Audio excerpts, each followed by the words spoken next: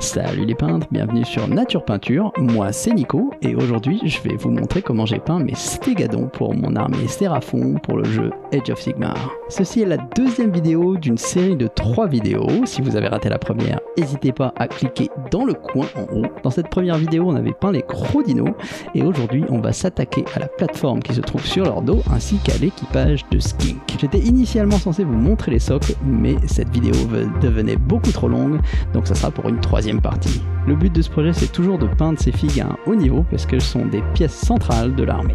Maintenant qu'on a dit tout ça, prenez vos pinceaux, on est parti.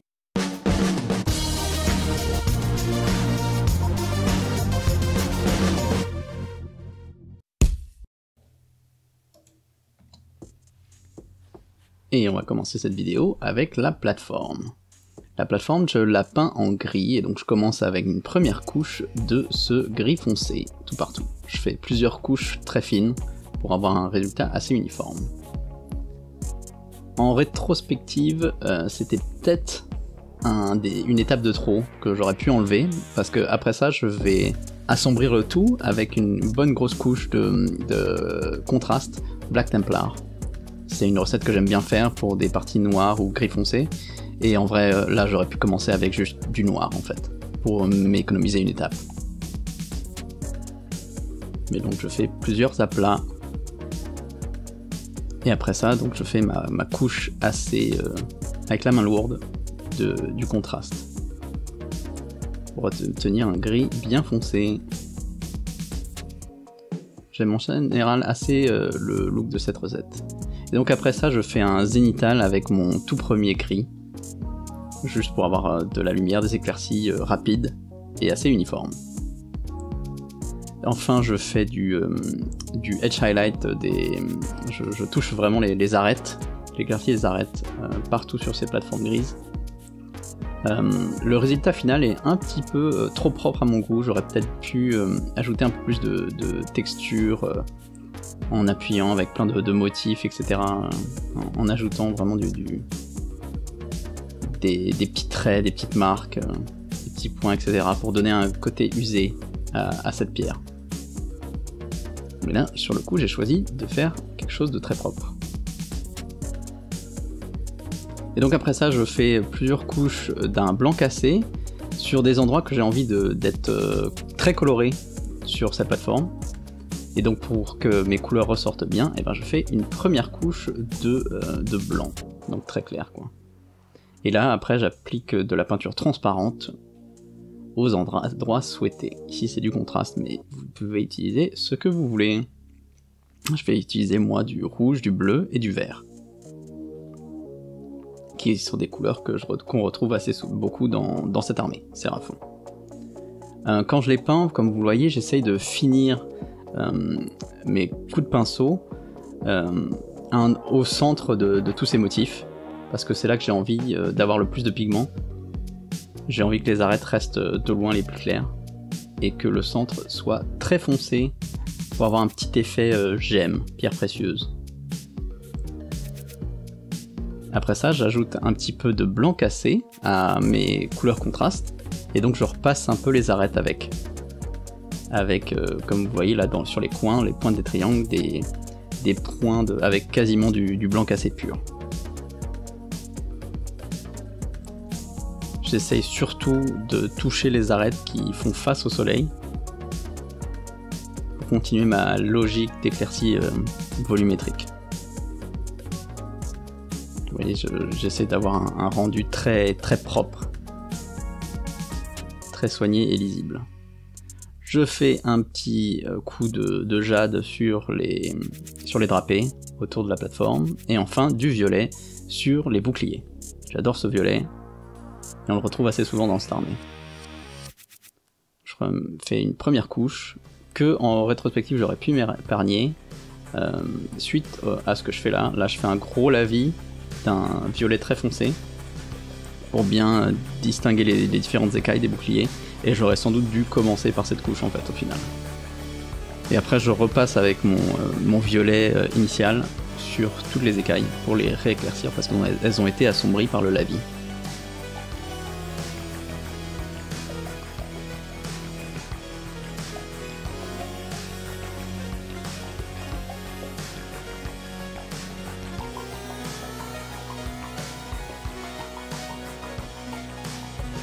Et donc après ça, je commence à éclaircir mes différentes écailles. J'ajoute d'abord du rose à mon violet, parce que la pointe de rouge qui est dans le rose va garder de la saturation à mon violet, et lui ajouter une petite touche chaude que je recherche. La logique, et ensuite je pousse évidemment en ajoutant un peu de blanc cassé mon violet, pour vraiment booster le contraste à mort, avoir énormément de différence entre les couleurs sombres et les couleurs claires, quoi, pour donner un rendu un peu brillant aux écailles. Et la logique, comme je disais, de tous ces éclaircies, en fait, c'est vraiment de respecter la lumière du soleil, quoi, d'où elle vient, et donc je fais les parties qui font face au soleil. Après tout ça, je fais un glacis d'encre violette pour redonner un peu de saturation à ces boucliers, parce que j'avais l'impression de l'avoir un petit peu perdu. Et après ça, à l'aéro, je tape par en dessous un petit peu tous les boucliers et les drapés avec un violet foncé pour booster encore un peu plus les ombres. Et enfin, comme je trouvais que j'avais un petit peu trop assombri les boucliers, je rebooste à nouveau les éclaircies. Vraiment sur les coins des écailles. Là, vite fait, on passe sur les os. Une recette très simple pour les os. Hein. Différents dégradés de marron qui vont vers du blanc cassé. À chaque fois, pareil, je suis ma logique volumétrique. D'abord une première couche de marron foncé, puis un marron un peu plus clair sur les côtés puis le haut, et enfin du quasi blanc cassé, surtout sur le haut, parce que c'est là que le soleil tape.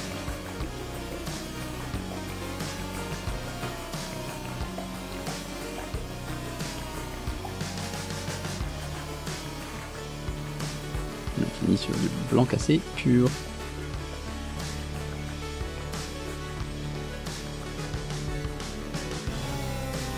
Pareil, un travail très rapide sur le bois, juste une première couche de contraste et après juste un simple éclairci en ajoutant un petit peu de blanc cassé à ce contraste. Comme la plupart des bouts de bois vont être à l'ombre, j'ai pas grand chose à faire de plus. Et de toute façon, j'ai pas vraiment envie d'attirer le regard vers là. C'est pareil pour la corde. Vraiment juste le côté du haut.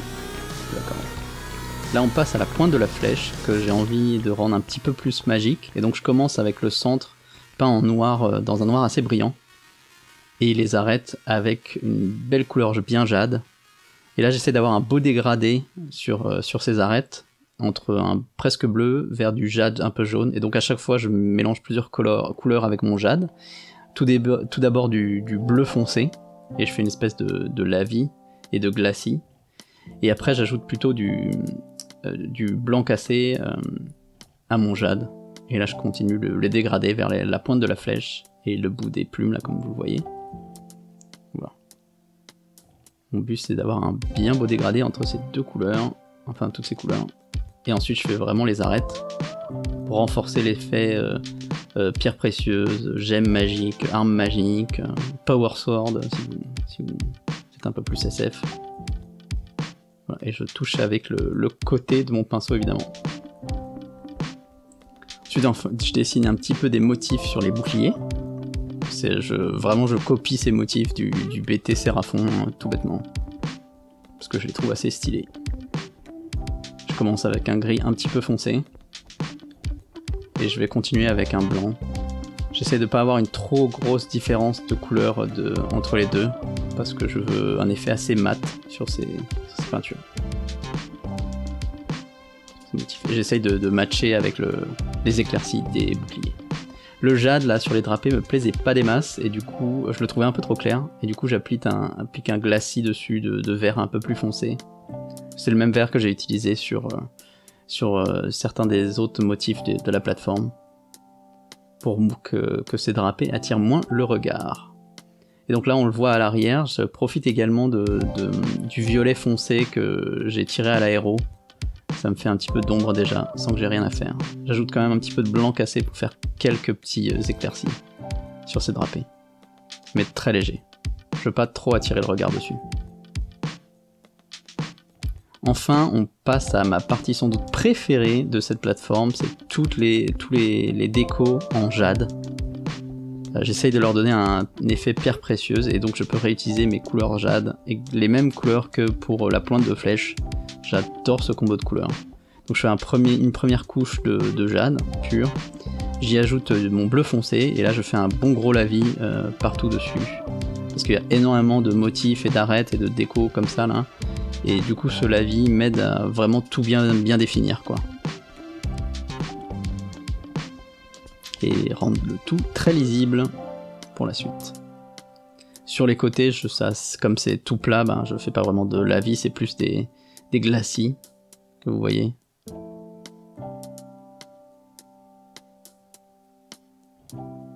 Et donc je continue ces glacis à les pousser de plus en plus et à avoir le haut de toutes ces décos beaucoup plus foncé, presque complètement bleu foncé, pour renforcer l'effet gemme que je recherche.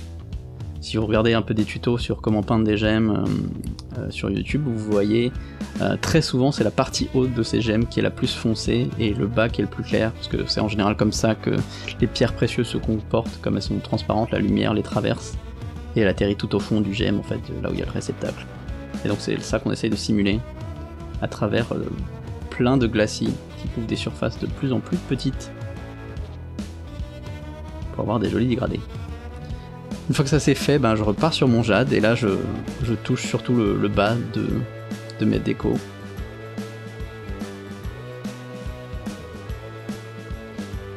Voilà. Je couvre à chaque fois des surfaces de plus en plus réduites, encore une fois, pour avoir des jolis dégradés.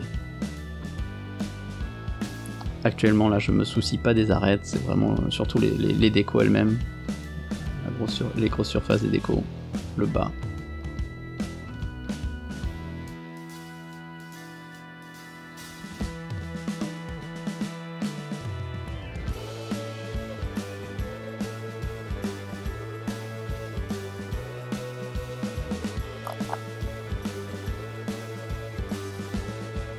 Et là je fais bien par contre les arêtes maintenant de tous ces gemmes, toutes ces décos, pour vraiment renforcer l'aspect brillant, pierres précieuses, etc.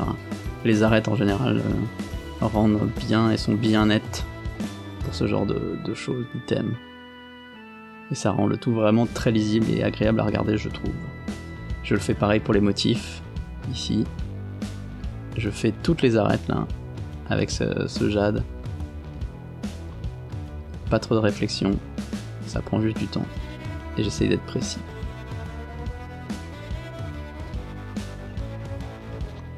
J'essaye le plus possible d'utiliser vraiment le côté du pinceau. Après j'ajoute un peu plus de blanc cassé à mon jade, et je touche vraiment le bas de toutes ces décorations. Et les arêtes, mais pas toutes les arêtes cette fois-ci, vraiment, là on ne touche que les arêtes qui sont en haut, qui font face au soleil cette fois-ci.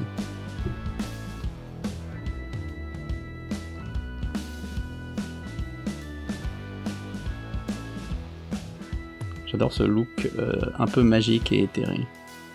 Ce mélange entre le bleu et le jade. Je suis très fan.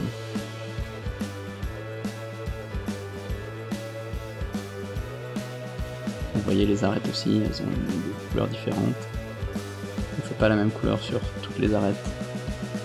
Et enfin, je fais des petits points de blanc cassé pour vraiment renforcer l'effet gemme brillant. Surtout sur les coins.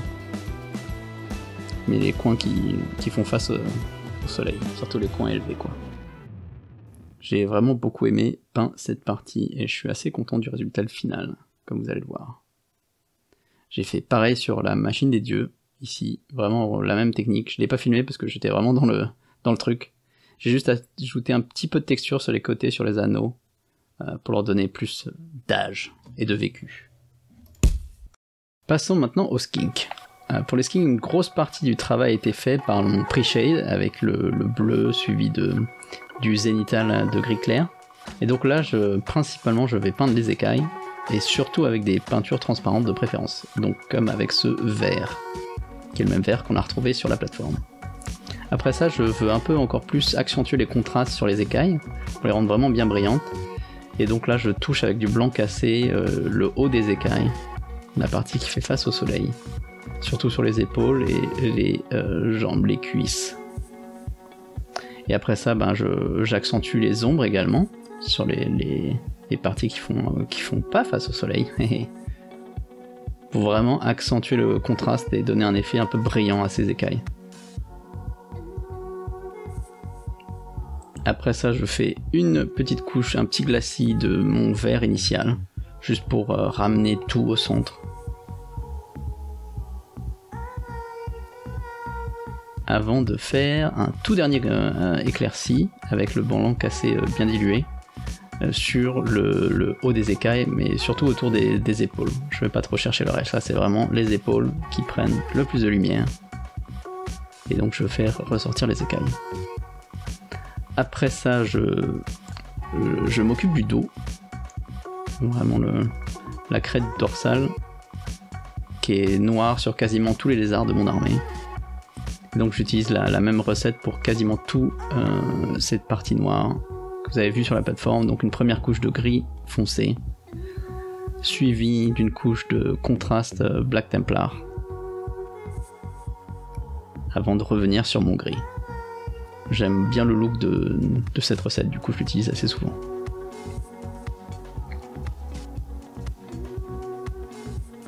Super, super la caméra, on voit tout bien. Donc voilà, là j'éclaircis avec mon gris de base. Encore une fois, j'essaye d'avoir des éclaircies volumétriques, hein. On se concentre sur les parties qui font le plus face au soleil. C'est bien cadré et c'est flou en plus. Incroyable. Toutes les parties noires, hein, les griffes et tout ça. Là, je pousse l'éclaircie encore une fois en ajoutant cette fois-ci du blanc cassé à mon gris. Et je le pousse relativement haut pour avoir un côté brillant, encore une fois. On fait les arêtes du haut et la pointe des piquants.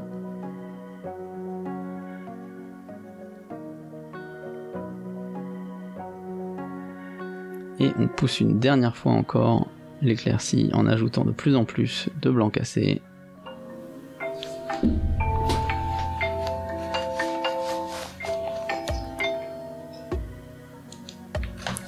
Et maintenant que j'ai ajouté un petit peu de couleur à mon skink, je peux voir si la peau avait besoin de plus de contraste ou non. Et je pense que oui, et donc c'est pour ça que j'ajoute encore un petit peu de gris très clair, surtout sur la tête.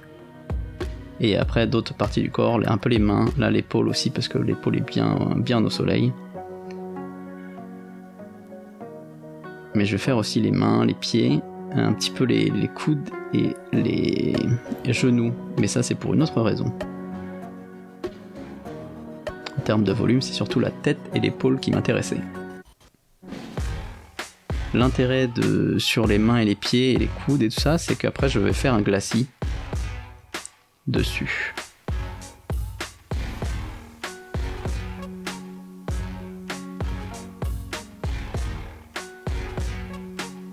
Tout comme j'avais fait pour le stégadon. Hein. Voilà, on a le glacis maintenant, et donc qui bénéficie de cet éclairci que j'ai fait juste avant. L'idée c'est vraiment de faire la même chose que sur un être humain, où on veut voir le sang sur les parties où la peau est la plus fine, genoux, mains, coudes, etc. Et donc c'est juste que là je le remplace par du bleu pour donner un peu plus de vie à mes skinks. Enfin je fais la crête sur l'arrière de la tête. On utilise les mêmes couleurs que pour tous les objets de jade. On a vu, hein, j'essaie de réutiliser les couleurs. Je gagne en vitesse et en cohérence en termes de composition. Hein. Donc après la couche de jade, je fais un lavis avec le bleu foncé ajouté. Et enfin j'éclaircis en ajoutant du blanc cassé à mon jade.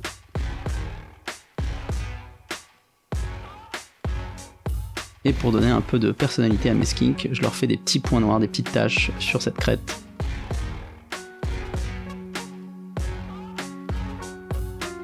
Et après on finalise hein, le tout avec il y a plein de petites babioles à finaliser, on peint les yeux hein, avec du contraste jaune, puis je fais un peu des trucs rougeâtres dans la bouche, et la langue avec du volupus pink un petit peu, la pupille en noir, voilà, et puis après les dents, qu'on va faire très vite, tout ça. c'est assez simple, hein, pas besoin de s'attarder des masses dessus. Et je fais un petit point blanc à la fin dans l'œil pour donner un petit côté brillant. Et voilà. Et maintenant, on va passer au bronze. Et alors, c'est exactement la même recette que dans la vidéo précédente. On commence avec une première couche des Green Stuff World Metal Pigment, que je trouve très réaliste. En général, je les mélange avec un vernis, mais vous pouvez faire n'importe quel médium ou autre. Et donc je fais un premier aplat sur tous les parties métalliques de la figurine, de la plateforme, et croyez-moi, il y en a beaucoup.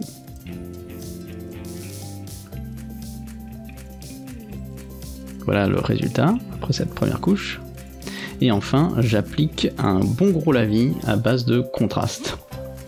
Ici, j'utilise le Gorgon Taffer parce que j'aime bien le côté un peu rouge-marron sur mon or. Ça rend un côté assez chaud, assez métallique que j'aime bien. Après ça, je fais des petits glacis avec du marron foncé pour vraiment renforcer les ombres. Vous voyez là sur la crête, je le fais un peu sur le côté parce que j'essaie d'avoir des ombres plus sur le côté pour avoir les éclaircies vraiment bien au milieu. Et voilà, on continue les glacis sur toutes les parties. L'idée c'est, j'utilise un petit peu les logiques de peinture NMM, mais juste avec des peintures métalliques quoi. On accentue les ombres pour vraiment attirer le regard là où on a envie. J'essaye de terminer mes coups de pinceau aux endroits où j'ai envie d'avoir le plus d'ombre, parce que c'est là que va se déposer le plus de pigments. Et comme vous le voyez, il y a beaucoup d'endroits métalliques sur cette plateforme. Ça a pris pas mal de temps. Et enfin, je repars sur mon bronze initial cette fois-ci, hein, pour rebooster la couleur et le côté brillant, hein, qui avait été terni par l'application de la contraste. Je m'attarde sur les arêtes et sur les endroits qui prennent vraiment la lumière. Donc le centre de cette crête.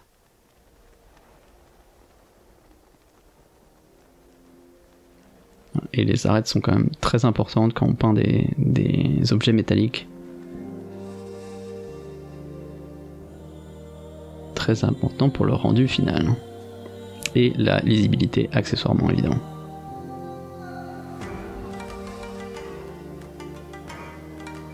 Très sympa à peindre, ces petits crânes, leur volume est très bien défini.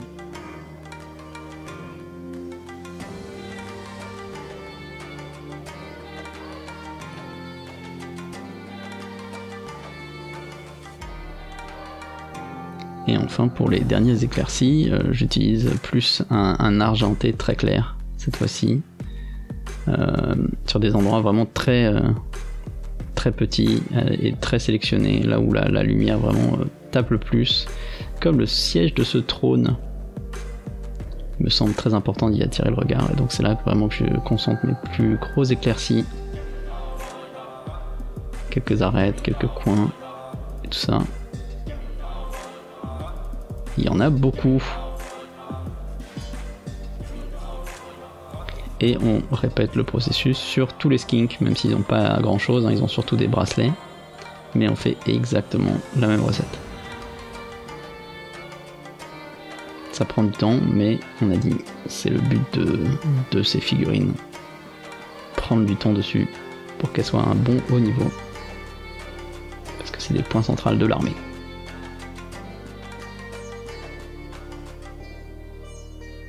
J'ai fait exactement le même processus avec cette grosse crête de la machine des dieux, avec vraiment un point central où la lumière tape vraiment au centre et des grosses ombres sur les côtés quoi. Beaucoup d'arêtes à définir là-dessus aussi, mais j'adore le résultat. Et voilà pour la plateforme et l'équipage. Je suis vraiment très content du résultat. Au final, même si c'est riche en couleurs et en objets, en trucs, ça reste quand même très lisible. Et j'en suis très ravi. Il y a plein de dorures, plein de pierres précieuses et tout ça. Plein de couleurs différentes. Et je trouve qu'on s'y retrouve quand même. Les skinks ressortent bien. La machine rend super bien. J'adore cet émeraude. Enfin ce jade plutôt. Voilà. Je suis vraiment très satisfait du résultat. On arrive bien à attirer le regard et sur la plateforme et sur le dinosaure. Et voilà, c'est la fin de cette vidéo, j'espère qu'elle vous a été utile. Dans la prochaine, on verra comment j'ai fait le socle jungle. En attendant, si cette vidéo vous a plu, n'hésitez pas à mettre un petit pouce en l'air et à vous abonner pour plus de contenu comme celui-ci. Et on se retrouve à la prochaine, salut salut!